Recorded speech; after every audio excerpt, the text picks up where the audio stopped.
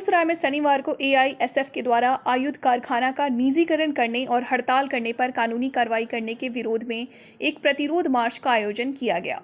यह प्रतिरोध मार्च पटेल चौक स्थित एआईएसएफ कार्यालय से निकलकर विभिन्न रास्तों से होते हुए कैंटीन चौक पहुंचकर सभा में तब्दील हो गया।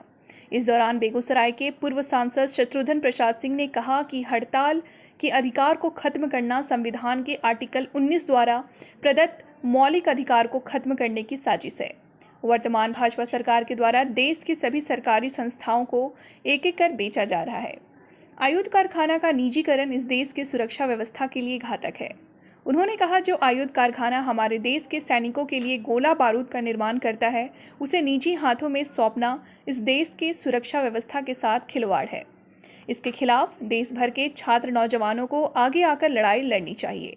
प्रतिरोध सभा की अध्यक्षता एआईएसएफ के जिला अध्यक्ष अमरीश कुमार एवं एआईवाईएफ के राज्य सह सचिव शंभू देव ने संयुक्त रूप से किया।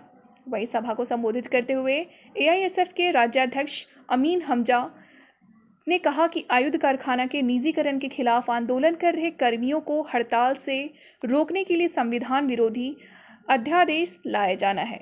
सरकार के तानाशाही रवैये को प्रदर्शित करना है। वहां के प्रदर्शनकारी मजदूरों को हड़ताल से रोकने के लिए जेल व जुर्माने का प्रावधान किया गया है। मोदी सरकार इस देश में विरोध की संस्कृति को खत्म करना चाहती है। अगर आज इस फैलने का विरोध नहीं किया गया तो आने वाले दिनों में पूरे देश में धरना आंदोलन विरोध के अधिकार को समाप्त कर दिया जाएगा। इस घूस कहा जाता है Christian federation all India youth press को बधाई देते हैं और इनके जज्बा को सलाम करते हैं।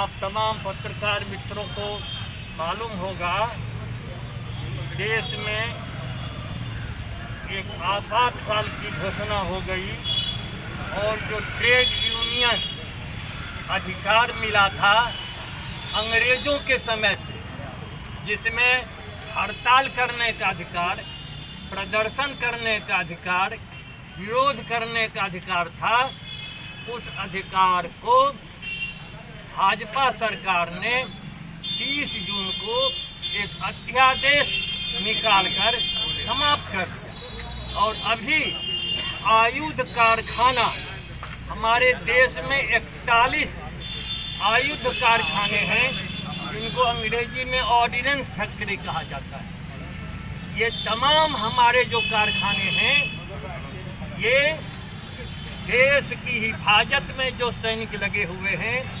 उनके लिए दुश्मन को पराजित करने के लिए ये हथगोले तैयार करते हैं और भी सामान तैयार करते हैं। इसके निजीकरण की घोषणा कर दी सरकार ने। इन तमाम आयुध कारखानों का निजीकरण 3 खंडों में करने का एक अध्यादेश कर दिया। और इतना ही नहीं, 83,000 ये रक्षा कर्मचारी हमारे देश में हैं। कहा आपकी हड़ताल अवैध रहेगी, आपकी नौकरी चली जाएगी और आपको 2 साल का जेल और 15,000 रुपया जुर्माना होगा। इन संगठनों को जो चंदा देगा, उन संगठन को चंदा देने वाले लोगों को भी जेल जुर्माना दोनों होगा। जो भी हमारा छात्र संगठन है, नौजवान संगठन है, मजदूर संगठन है, पूरे देश में आक्रोशित है और तमाम जो सेंट्रल ट्रेड यूनियन का आह्वान है कि देशव्यापी आंदोलन किया जाए। यह मौलिक अधिकार पर हमला है। भारत का संविधान अनुच्छेद 19 कहता है कि हमको शांतिपूर्वक हड़ताल करने, शांतिपूर्वक आलोचना करने, शांतिपूर्वक धरना देने का मौलिक अधिकार है। अमर शहीदों ने अपना खून देकर यह अनुच्छेद 19 में प्रत्येक नागरिक को सरकार की नीतियों के खिलाफ बोलने, लिखने और भाषण करने का जो अभिव्यक्ति का अधिकार है दिया है, इसको इस अध्यादेश ने समाप्त कर दिया है। यह 30 जून का काला कानून है। इसलिए हमारे छात्र संघों ने, हमारे युवा संगठन ने जो आज पुतला जलाने के लिए यहाँ मौजूद है, हम उनको सलाम करते हैं। और हमारी मांग है जितने भी लोकतंत्र प्रेमी हैं इनको इस काला कानून की वापसी के लिए अंतिम दम तक लड़ना चाहिए, नहीं तो जमहूरियत का जनाजा निकल जाएगा। सरकार ने एक अध्यादेश जारी किया। वो अध्यादेश आयुध कारखाना को निजीकरण में निजी हाथों में देने के बाद वहाँ पर जो प्रदर्शन कर रहे थे उसके खिलाफ अध्यादेश जारी किया।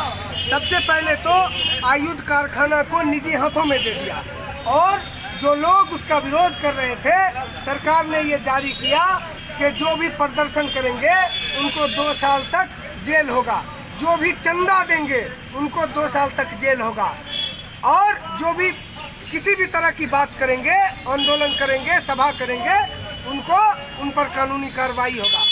इस देश का संविधान का आर्टिकल 19 ये इजाज़त देता है कि कहीं पर भी हम सभा कर सकते हैं, कहीं पर भी हम भाषण कर सकते हैं, कहीं पर भी हम कोई भी कार्यक्रम कर सकते हैं।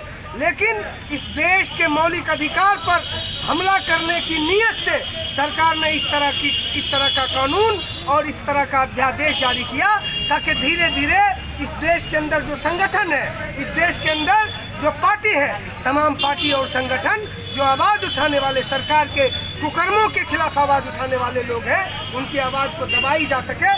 इसके लिए सरकार ने ये जो अध्यादेश जारी किया है, इसलिए आज हमने कानून मंत्री का पुतला दहन किया। All India student